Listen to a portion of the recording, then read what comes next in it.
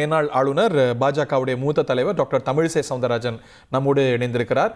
இது பீகார் தேர்தலுக்காக எடுக்கப்பட்ட நடவடிக்கை அப்படிங்கிற விமர்சனம் ஏற்கனவே கேட்க தொடங்கிடுச்சு. டாக்டர், ஏற்கனவே பீகார்ல தான் எடுத்திருக்காங்களே, பீகாருக்காக எடுக்கணும் அப்படின்னு இல்ல.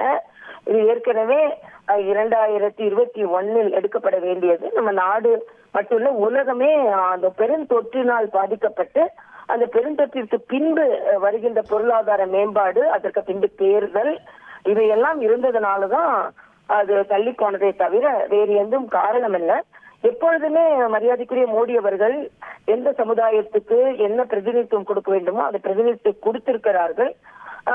சில மாநிலங்களே அதை முன்னெடுத்திருக்கிறார்கள். குறிப்பாக திராவிட முன்னேற்ற கழகம் மாநில ரீதியாக அதை செய்திருக்கலாம். மத்திய அரசு செய்கிறது என்பது எடுத்த மாநிலத்தை குறை சொல்றீங்களே. அமைச்சர் அஸ்வினி வைஷ்ணவ் எடுத்த மாநிலங்கள் சரியா செய்யல, அன்சைன்டிபிக்கா செஞ்சிருக்காங்க. அதனால் இன்று மத்திய அரசு இதற்கான ஒரு அறிவிப்பை முன்னெடுத்து சென்றிருக்கிறது என்பது மட்டுமல்லாமல் இது மிகவும் வெளிப்படையாகவும் மிகவும் நடைமுறையில் சிஸ்டமேட்டிக்காகவும் செய்யப்படும் என்ற செய்தி நமக்கு உண்மையிலேயே ஆரோக்கியமாக தெரிகிறது. ஏனென்றால் இன்று அதை மட்டுமே வைத்து அரசியல் செய்து கொண்டிருப்பவர்கள் இதற்கான அவர்கள் பதிலை எதிர்பார்ப்பார்கள். இன்னும் சொல்ல போனால் இந்த சாதிவாரி கணக்கெடுப்பினால் உண்மையிலேயே எந்த சமூகம் பின்தங்கி இருக்கிறது, எந்த சமூகத்திற்கு உடனே உதவிகள் தேவை என்பதெல்லாம் நமக்கு நன்றாக தெரிய வரும்.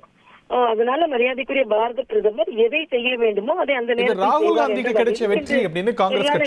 சரியான தருணத்தில் இது அறிவிக்கப்பட்டிருக்கிறது என்று தான் எடுத்துக்கொள்ள வேண்டும். அதுக்கு முன்னால் எவ்வளவோ இடைத்தேர்தல் வந்தது, உடனே அதை அறிவித்தார்களா? எதை செய்தாலும் உடனே அதற்கு ஒரு உள்நோக்கம் கற்பிப்பது சரியில்லை என்பது எனது கருத்து. டாக்டர், இது ராகுல் காந்திக்கு கிடைச்ச வெற்றி அப்படின்னு காங்கிரஸ் கட்சி சொல்லுது. அவர் தான் தொடர்ந்து அழுத்தம் கொடுத்தாரு. ராகுல் காந்திக்கு கிடைத்த வெற்றி என்றால் ராகுல் காந்தி ஏன் மாநிலங்களில் வெற்றி பெற முடியவில்லை? இது சும்மா, அதாவது எதிர்கட்சி என்றால் சில கோரிக்கைகளை வைக்கலாம், கோரிக்கைகளை வைக்காமலும் இருக்கலாம். ஆனால் அதை உண்மையாக மக்களுக்காக செய்வது என்பது தேசிய அரசாங்கம் தான் செய்ய முடியும். அது மட்டும் இல்ல, அவங்க 2021 கேஷ் சென்சஸ் செஞ்சு முடிச்ச பிறகு கூட அது சில நேரங்களில் அது அவங்க வெளியிட முடியாமல் கூட சில தடங்கல்கள்லாம் இருந்தது. அந்த அளவுக்கு தான் காங்கிரஸ் செயல்பட்டு கொண்டிருந்தது.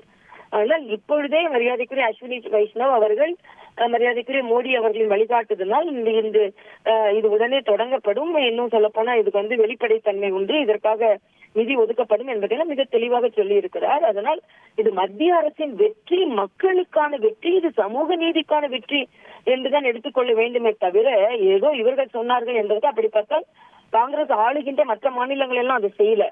தெலுங்கானா மட்டும்தான் செய்தாங்க.